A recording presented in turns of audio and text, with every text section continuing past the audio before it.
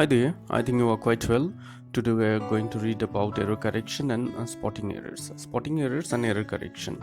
Part 3 and today's lesson is preposition related errors অর্থাৎ preposition সংক্রান্ত যে ভুলগুলো আমরা সেন্টেন্সে লক্ষ্য করে থাকি বা যে ভুলগুলো সম্মুখীন আমরা হই সেটা নিয়েই আজকের প্রেজেন্টেশন। তো চলো আমরা এক এক করে সেন্টেন্সগুলো দেখে নিই কোথায় প্রিপোজিশনাল রিলেটেড এররগুলো রয়েছে। তো আজকের প্রথম সেন্টেন্সটি হলো Unemployment has become a serious problem for the last few years. Unemployment has become a serious problem for the last few years. চলো এখানে কিছু এরর রয়েছে, সেটা কারেকশন করার আগে আমরা টিপস দেখে নিই। টিপসে কি রয়েছে? For is used to say how long. How long অর্থাৎ কতদিন যাবত বোঝাতে for ব্যবহৃত হয়। সেটা যদি ফিক্সড টাইম স্পেন হয় ফর 5 years, 5 months, 5 hours, এবং ওভার, ডিউরিং, ইন এগুলি ব্যবহৃত হয় along period of time to denote a long, along নয় a long period of time। এখানে একটু মিস্টেক হয়েছে, a long, along নয় a long হবে। A long period of time এখানে কিনা সময়টা স্পষ্টভাবে উল্লেখ থাকবে না। তো দেখা যাক সঠিক উত্তরটি কি হবে। Unemployment has become a serious problem, এখানে কিন্তু ফর না হয়ে ওভার হয়ে গেছে, over the last few years. কিন্তু এখানে যদি থাকতো দ্য লাস্ট 5 years তাহলে ফর দ্য লাস্ট 5 years হতো। তো চলো আমরা পরের সেন্টেন্সে যাই। 2 নম্বর সেন্টেন্সে রয়েছে is it possible to exchange the laptop with a new one. Is it possible to exchange the laptop with a new one. তো এখানে যেহেতু প্রিপোজিশন রিলেটেড এরর, তো এররটি উইথ এখানে হওয়া উচিত। চলো টিপসে দেখে নিই। টিপস বলছে এক্সচেঞ্জের পর ফর বসে যদি এর দ্বারা কোনো কিছুর পরিবর্তে কোনো কিছু লেনদেন বোঝায়। যেহেতু আমি পুরোনো একটা ল্যাপটপ দিয়ে তার পরিবর্তে নতুন একটি ল্যাপটপ পেতে চাইছি, তাই এখানে কিন্তু এক্সচেঞ্জ ফর ইউজ করা উচিত। চলো দেখি সঠিক উত্তরটি কি হয়। সঠিক উত্তরটি হলো is it possible to exchange for the laptop with a new one. এখানে কিন্তু ফর কথাটি অ্যাড করতেই হবে, exchange for the laptop with a new one. তারপর চলো আমরা থার্ড প্রশ্নে বা সেন্টেন্সে প্রসিড করি। People say she died with cholera. তো এখানে আমাদের সমস্যাটা হওয়া উচিত উইথ নিয়ে, তো তোমরা আশা করি জানো। তো টিপসে দেখি কি বলা আছে। টিপসে বলা রয়েছে মৃত্যুর কারণ বোঝাতে, বিশেষত কোনো রোগ, হার্ট অ্যাটাক বা ক্ষুধা, দুর্ভিক্ষ ইত্যাদির কারণে যদি মৃত্যু হয় তাহলে ডাইডের পর সাধারণত অফ বসে, উইথ কিন্তু বসে না। তাহলে চলো দেখি সঠিক উত্তরটি কি হবে।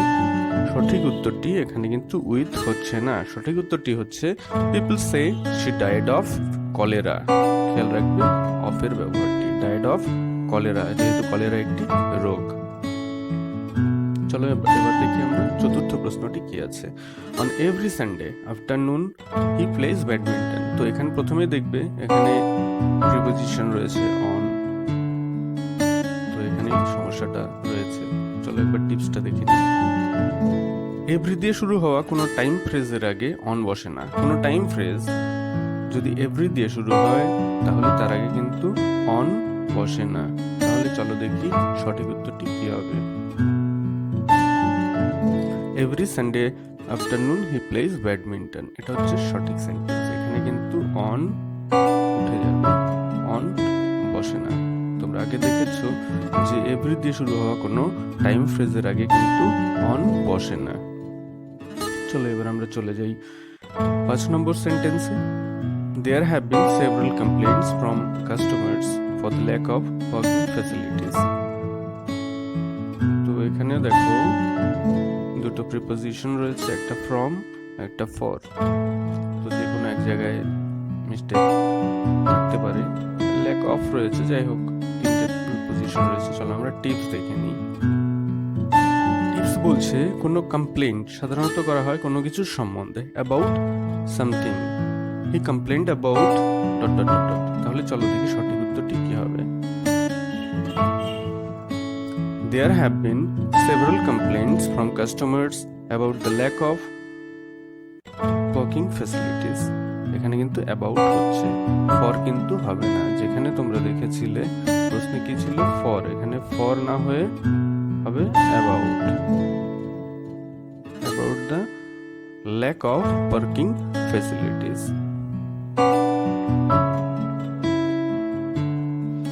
তাহলে চলো আমরা চলে যাই এবার 6 নম্বর সেন্টেন্সে। She looked at me with tears falling down from her eyes. এখানে দেখো প্রিপোজিশন রয়েছে with, at, down and from। তো এখানে কিছু একটা মিস্টেক রয়েছে এবং সম্ভবত এখানে ডাউন ফ্রম এর এখানে কারেকশন করতে হতে পারে। যাই হোক আমরা টিপস দেখি আগে কি।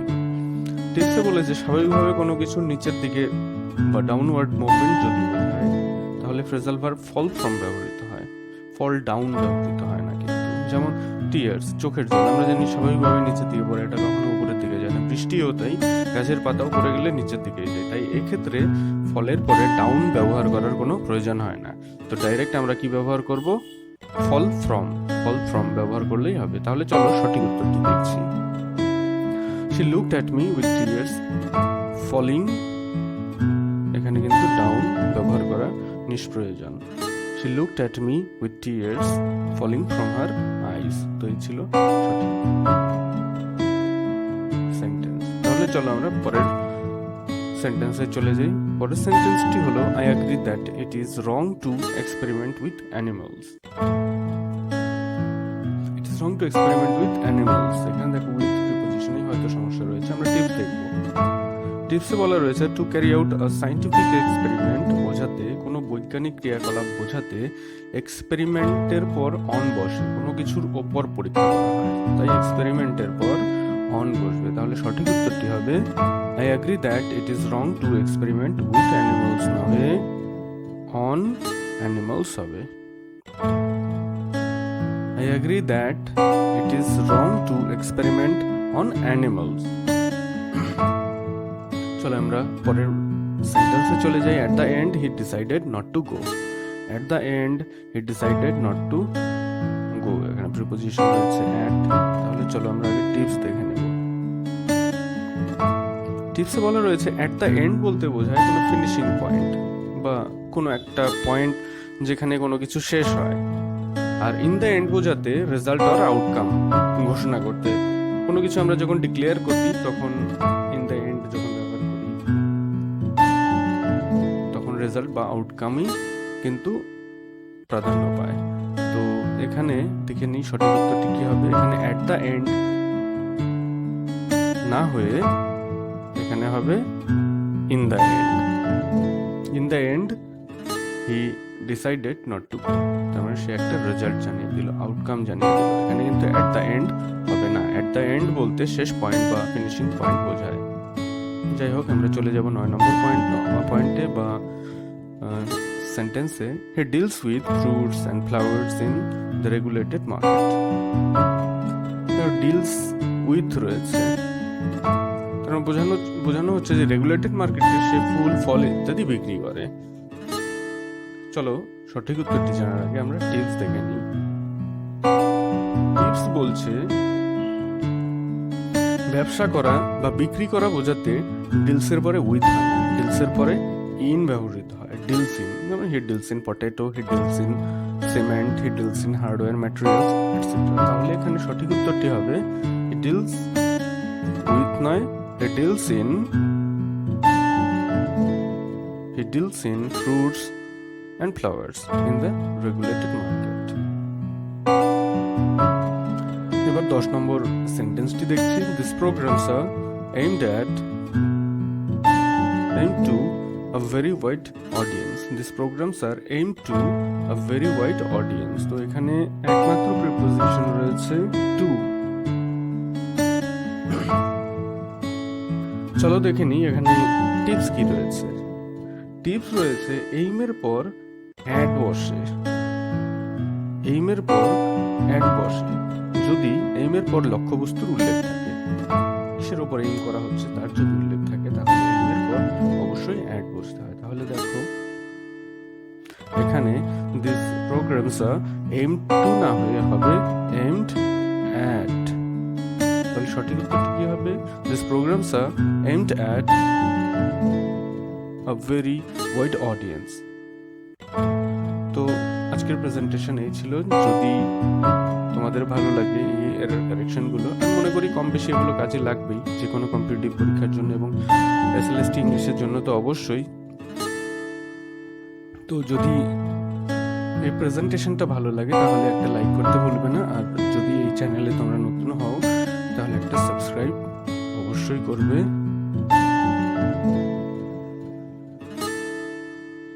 তো ভালো থেকো সবাই। আমরা আগামী সেশনে পার্ট 4 অফ এরর কারেকশন নিয়ে উপস্থিত হব। So thank you for watching this video. Thank you again.